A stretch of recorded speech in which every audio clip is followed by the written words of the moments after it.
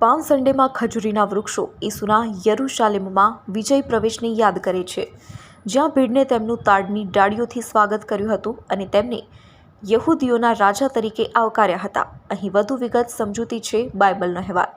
સુવાર્તા બધા જ ઈસુના યરૂશાલેમમાં પ્રવેશનું વર્ણન કરે છે, જ્યાં તેમને તાડવી ડાળીઓ લહેરાવતા અને હોસાન્નાના પોરકાર કરતા ઉત્સાહિત ટોળાએ આવકાર આપ્યો હતો.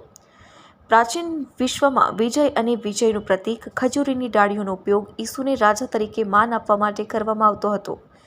ઘોડાને બદલે ગધેડા પર ઈસુનો પ્રવેશ તેમના નમ્ર અને શાંતિપૂર્ણ સ્વભાવનું વધુ પ્રતીક હતું.